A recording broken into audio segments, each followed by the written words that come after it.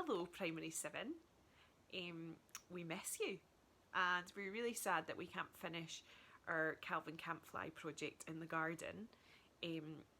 But we're going to try and do it from home and try and do it using the internet and using the bags that the Junction 12 staff are going to deliver to your houses. So you get a wee bag each week that we're in lockdown, and it'll have some fun activities. But so that we can all remember the story, I'm going to read you the story, and this is going to be saved on your class seesaw so that you'll be able to go back and remember. It's been quite a long time since we read it, hasn't it?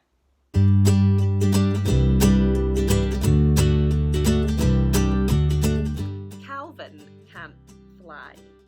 The Story of a Bookworm Birdie by Jennifer Byrne and illustrated by Keith Bendis.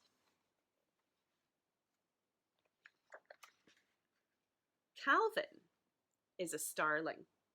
He was born under the eaves of an old barn with his 3 brothers, 4 sisters, and 67,432 cousins. Starlings have big families. Right from the beginning, Calvin was different. Right from the day all the little starlings tumbled out of their nest to discover the world.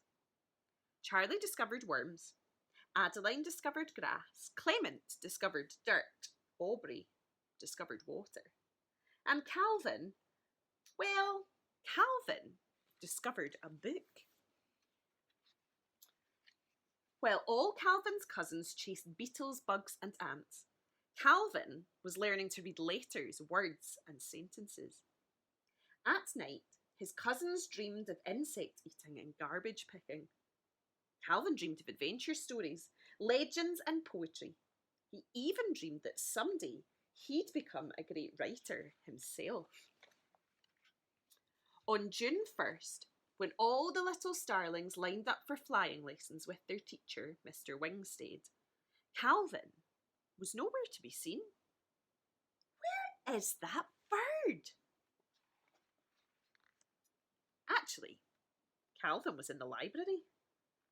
As the other little starlings were learning to swoop and hover and fly, figure eights, Calvin buried his beak in books. And there his mind soared. Calvin read about pirates and cavemen, volcanoes and rainbows, whales and dinosaurs. Calvin especially loved dinosaurs. He learned how the planets circle the sun, what makes the wind blow, and amazing facts like how caterpillars grow to become butterflies. His books took him to places wings never could, and his heart fluttered with excitement. Calvin's cousins called him Nerdy Birdie, Geeky Beaky, and Bookworm. And when you're a bird, being called a worm is a very bad thing. Calvin ruffled his feathers and mumbled, "Oh, how wounding words of scorn do sting."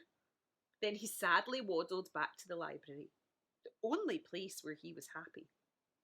And so he spent all summer reading, learning and absorbing everything his little mind could.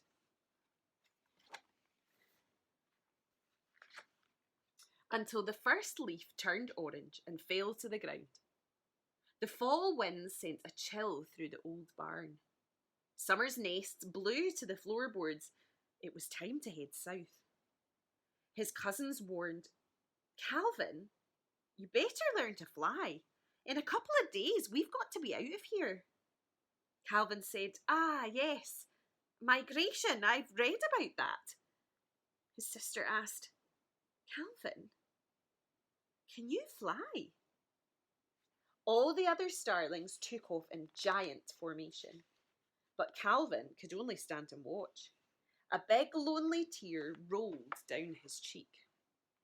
Calvin turned and trudged back toward the old barn. He was so upset he didn't even notice his brothers and sisters and cousins coming back to get him. All of a sudden, they were tying up Calvin's middle with string and scraps of cloth they had found in the garbage. They grasped the other ends with their beaks and off they flew with Calvin somewhat embarrassed, safely in tow.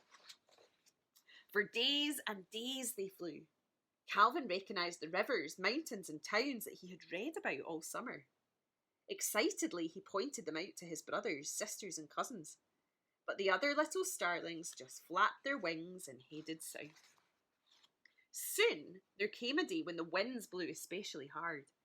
Trees bent sideways, leaves scattered wildly. Flying became harder and harder. The air had an odd smell to it, the smell of danger. Calvin, remembering back to his favourite weather book, warned the rest of the family. A hurricane! A hurricane is coming! All his brothers and sisters and cousins asked, What's a hurricane? Calvin explained as quickly as his little beak could.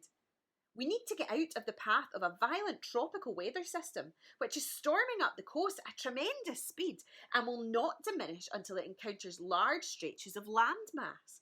Everybody, make haste into that cave! They had no idea what Calvin was saying, but they had to admit it did sound real.